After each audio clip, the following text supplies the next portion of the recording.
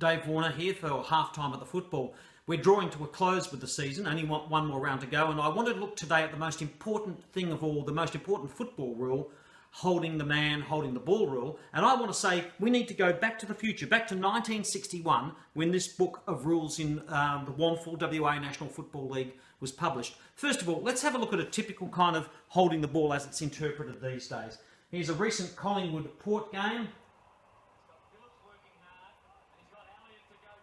Goes down, here's the guys coming, he's going to pick it up, tries to get away, he's tackled, hand passes, now that's holding the ball. Holding the ball these days every day of the week because it's deemed the guy had prior opportunity, even though he hand passed the ball as soon as he was tackled. I think this is a big problem. It discourages players getting the ball and making play. But I want to read from you what the 1961 rules said, and they were really clear and really simple. A player in possession of the ball, when held by an opponent firmly enough to stop him or retard his progress, should be given a reasonable chance of disposing of it by kicking or handballing. Otherwise, a free kick shall be awarded to his opponent for holding the ball. A reasonable chance, okay? Doesn't matter how long he's been running around in circles. As soon as he's tackled, give him a reasonable chance to get rid of it. A player who lies over the ball is deemed to be in possession of it. Great rule introduced, the one where the guy jumps over the ball or drags it in holding the ball. No problems with that. That's a really good innovation. A player not in possession of the ball when held by an opponent shall be awarded a free kick. As we all know, this hardly ever happens. Lots of little important grabs and tugs of a Guernsey that are never paid. But here's the real nub of things. That the rule in these days did not insist that a player was perfect in the way that he got rid of the ball. There was no such thing as incorrect disposal. Let me read to you. If a player is in the act of kicking or handballing and is swung off balance and his foot or hand does not connect with the ball, play on. If a player is bumped and the ball falls from his hands, play on. When a player has the ball held to his body by another player, ball up. When a player is knocked on arm or elbow, causing him to drop the ball, play on.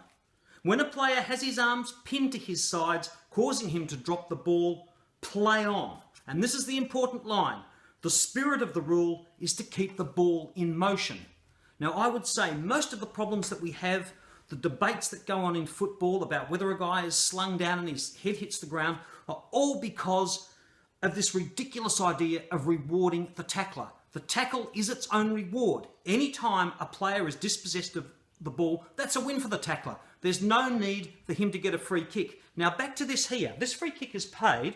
I want you to have another look at what happens after the free kick is paid.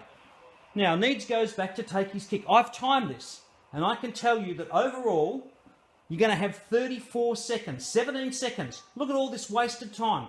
17 seconds to that point, and now this guy's going to go back, and he's going to take another 17 seconds before he puts the ball into play.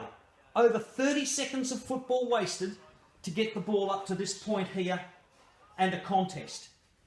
That's ridiculous. That's a complete waste, and it could be eliminated if only we went back to 1961, said play on, play on, play on, except when a player is holding the ball. The only debate then is what's a reasonable time. Sure, there will be some debate on that, but it's a whole lot better than pinging players because they're not perfect when they dispose of the ball. Hey, we don't insist that a guy who goes for a high mark, if he drops the mark, we don't penalise him because he didn't take the mark.